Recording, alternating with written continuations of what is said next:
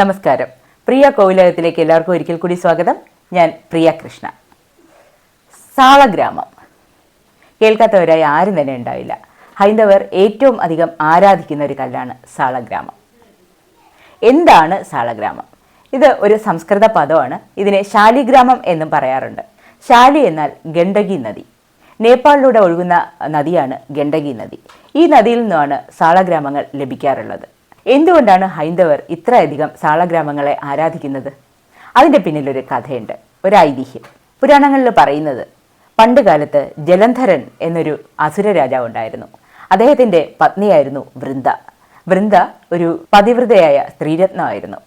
അവരുടെ പാതിവൃത്യം കൊണ്ട് തന്നെ അവരുടെ ഭർത്താവായ ജലന്ധരൻ എപ്പോഴും വിജയശ്രീലാളിതനായിരുന്നു.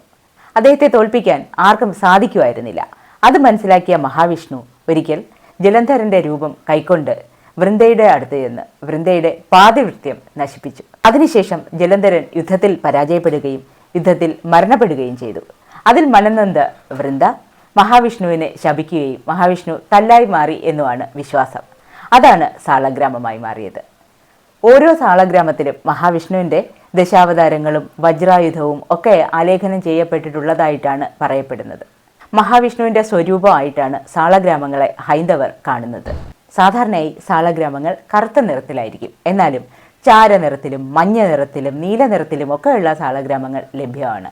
എന്നാൽ സയൻറ്റിഫിക്കായിട്ട് പറയുമ്പോൾ ഇത് ഒരു ജീവിയുടെ ഫോസിലാണ്. ദശലക്ഷക്കണക്കിന് വർഷങ്ങൾക്ക് മുമ്പ് സമുദ്രത്തിൽ ജീവിച്ചിരുന്ന ഒരു ഷെൽ ഫിഷിൻ്റെ ഫോസിലാണ് സാളഗ്രാമങ്ങൾ. ആ ഷെൽ ഫിഷുകളെ പറയുന്ന പേരാണ് അമോണൈറ്റ്. ഡിവോണിയൻ കാലഘട്ടം മുതൽ ക്രിട്ടേഷ്യസ് കാലഘട്ടം വരെ ജീവിച്ചിരുന്ന ജീവികളായിരുന്നു അമോണൈറ്റുകൾ. ഡിവോണിയൻ കാലഘട്ടം എന്ന് പറയുമ്പോൾ 419 ദശലക്ഷം വർഷങ്ങൾക്ക് മുമ്പ് മുതൽ 359 ദശലക്ഷം മുമ്പ് വരെ. എന്നാൽ ക്രിട്ടേഷ്യസ് കാലഘട്ടമോ 165 ദശലക്ഷം വർഷങ്ങൾക്ക് മുമ്പ് മുതൽ 66 ദശലക്ഷം വർഷങ്ങൾക്ക് മുമ്പ് വരെ. ഈ ക്രിട്ടേഷ്യസ് കാലഘട്ടത്തിലാണ് ദിനോസറുകളും ജീവിച്ചിരുന്നത്. ക്രിട്ടേഷ്യസ് കാലഘട്ടത്തിൻ്റെ അവസാന ഭാഗങ്ങളിലായപ്പോഴാണ് ദിനോസറുകൾ വംശനാശം സംഭവിച്ചത്. അതേ കാലയളവിൽ തന്നെയാണ് അമോണൈറ്റുകൾക്കും വംശനാശം സംഭവിച്ചത്. ദശലക്ഷക്കണക്ക് വർഷങ്ങൾക്ക് മുമ്പ് ഹിമാലയ പർവ്വതം രൂപം കൊണ്ടപ്പോൾ സമുദ്രത്തിൻ്റെ അടിത്തട്ടിലുണ്ടായിരുന്ന ഈ ജീവികളുടെ ഫോസിലുകൾ സമുദ്രത്തിൻ്റെ ഉപരിതലത്തിൽ എത്തി അത് ഹിമാലയ പർവ്വതത്തിൻ്റെ പരിസരങ്ങളിൽ അടിയുകയുണ്ടായി. പിന്നീട് ഹിമാലയ പർവ്വതത്തിൽ ഉണ്ടാകുന്ന മണ്ണിടിച്ചിലും ഗണ്ഡകി നദിയുടെ ഒഴുക്കും കാരണം ഇത് നദിയിലൂടെ ഒഴുകി നദീതലങ്ങളിൽ അടിയാൻ തുടങ്ങി. അങ്ങനെയാണ് ഈ സാളഗ്രാമങ്ങൾ ജനങ്ങൾക്ക് കിട്ടാൻ തുടങ്ങിയത്. ചുരുണ്ട ഷെല്ലുകളാണ് ഈ ജീവിയുടെ പ്രത്യേകത. 1 സെൻറ്റിമീറ്റർ വരെ നീളമുള്ള ജീവികൾ മുതൽ 1 മീറ്ററോളം നീളമുള്ള ഭീമാകാരമായ അമോണൈറ്റുകൾ വരെ ഉണ്ടായിരുന്നു. ഈ അമോണൈറ്റുകളുടെ ഫോസിലുകളെ ഭൗമശാസ്ത്രജ്ഞർ സൂചക ഫോസിലുകൾ അഥവാ ഇൻഡെക്സ് ഫോസിൽസ് എന്നാണ് വിശേഷിപ്പിക്കുന്നത്. കാരണം ഇവയുടെ ഷെല്ലുകൾ ഞാൻ പറഞ്ഞല്ലോ ഒരു ചുരുളൻ ഷെല്ലുകളാണ്. ഇവയ്ക്കുള്ളിൽ പല അറകളും ഉണ്ട്. ഈ അറകൾ ഇവയുടെ കാലഘട്ടം നിർണ്ണയിക്കാനായിട്ട് ഭൗമശാസ്ത്രജ്ഞരെ സഹായിക്കുകയും അതുപോലെ പാറകളുടെ ചലനവും കാലപ്പഴക്കവും ഒക്കെ നിർണ്ണയിക്കാൻ ഭൗമശാസ്ത്രജ്ഞർക്ക് വളരെയധികം സഹായകവുമാണ്. ഹിമാലയത്തിൻ്റെ ഭാഗങ്ങളിൽ നിന്ന് ഗണ്ഡകി നദിയിലേക്ക് ഒഴുകി വരുന്ന സാളഗ്രാമങ്ങൾ ഇന്നും തുടരുന്ന ഒരു സ്ഥിര പ്രക്രിയയാണ്. എന്നാൽ അതിൻ്റെ എണ്ണത്തിൽ ചെറിയ കുറവുകൾ ഉണ്ടെന്ന് മാത്രം. ഞാൻ നേരത്തെ പറഞ്ഞല്ലോ, സാളഗ്രാമങ്ങൾ പല സൈസിലും ലഭ്യമാണ്. എന്നാൽ കൈവെള്ളയിൽ ഒതുങ്ങുന്ന തരത്തിലുള്ള സാളഗ്രാമങ്ങളാണ് പൂജയ്ക്കായി ഉപയോഗിക്കുന്നത്. തുളസിയും ജലവും ഉപയോഗിച്ചാണ് സാളഗ്രാമങ്ങൾ പൂജിക്കപ്പെടുന്നത്.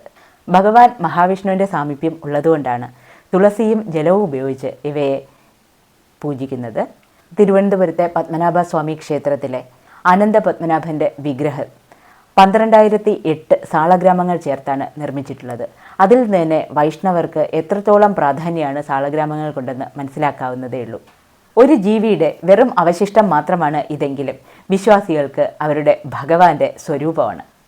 ഇവിടെ ശാസ്ത്രവും വിശ്വാസവും പരസ്പര പൂരകങ്ങളായി തുടരുന്നു. സാളഗ്രാമങ്ങൾ ശാസ്ത്രലോകത്തിന് വളരെ വിലപ്പെട്ട അറിവുകൾ പ്രദാനം ചെയ്യുമ്പോൾ വിശ്വാസികൾക്ക് ഇത് അവരുടെ വിശ്വാസത്തെയും ആത്മീയതയെയും ഒക്കെയാണ് പ്രതിഫലിപ്പിക്കുന്നത്. ശാസ്ത്രവും വിശ്വാസവും ഇത്രയധികം ഇഴുകിച്ചേരുന്നതിന് ഒരു ഉദാഹരണം വേറെയില്ല. ഒരു ഇൻഫോർമേറ്റീവ് വീഡിയോ ആയിട്ട് വീണ്ടും കാണാം. അതുവരെ എല്ലാവർക്കും ബൈ ബൈ.